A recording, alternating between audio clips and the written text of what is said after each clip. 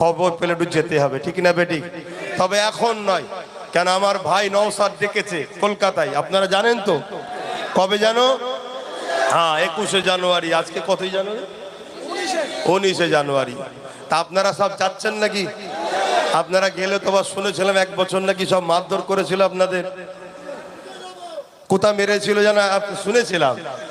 হ্যাঁ, একটা কথা মনে রাখবেন, ভালোবাসা যার যাকে লাগবে ওটা আলাদা বিষয়। যার যাকে পছন্দ হচ্ছে তার সঙ্গে দুনিয়াদারিতে চলতে গেলে দল করবে, মিশবে, উঠবে, বসবে, ঠিক না বেঠিক গো? যে যার জায়গায় যাবে। কিন্তু কেউ যদি কারো ভালোবাসায় আঘাত দেয় অবশ্যই সে জালিম, এটা কখনো উচিত নয়।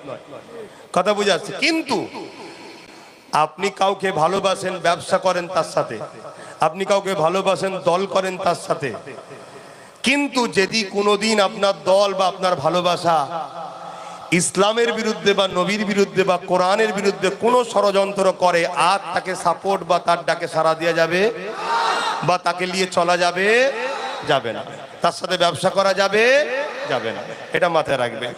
তো যাক, আল্লাহ চাইলে নওশাদের প্রোগ্রামটা হয়ে যাক।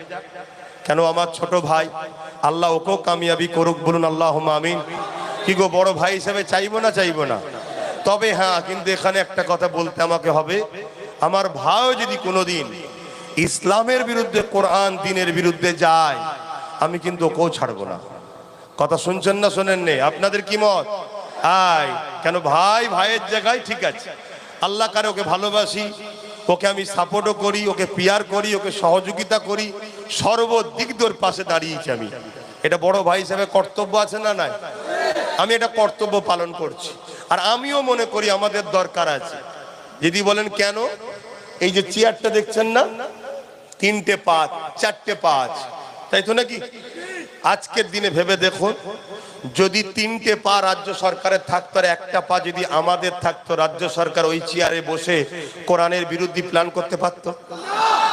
কিন্তু আজকে 4টেই ওনার হাতে আছে, তাই যা খুশি করছে, ঠিক না বেটি?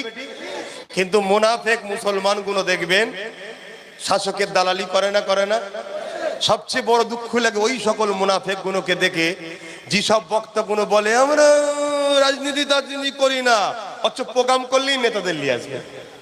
আমরা রাজনীতি করি না, অথচ রাজনীতির প্রোগ্রামে গিয়ে হাজির হয়ে যাচ্ছে, ঠিক না বেটি? এই কিরকম মুনাফেকি? এই মুনাফেক গুলোর জন্য আজকে বড় ক্ষতি হয়েছে। আজকে যদি আমরা সবাই একটা কথা বলতাম যে রাজ্যে যে আছে তার কাছে 3টে থাকবে, একটা আমাদের কাছে থাকবে, তাহলে ওই পায়াতে বসে আমাদের ক্ষতি করতে পারতো? কেন, ক্ষতি করতে গেলেই ভাবতো আমার পা একটা আছে, কেড়ে নেবে। আমি কি বুঝাচ্ছি শুনছেন? কমের স্বার্থে কথা কি খারাপ লাগছে নাকি আপনাদের? খুব ভালো করে শোনেন। আর এটাও চাইছে আপনারা যা একটা বাতি জ্বালিয়েছেন, এটাকে কি করে নিবানো যাবে, উঠে পড়ে লেগেছে। আরো অন্য জায়গায় প্রকাশ্য যারা মুসলমানদের ক্ষতি করবে বলছে, তাদের নিয়ে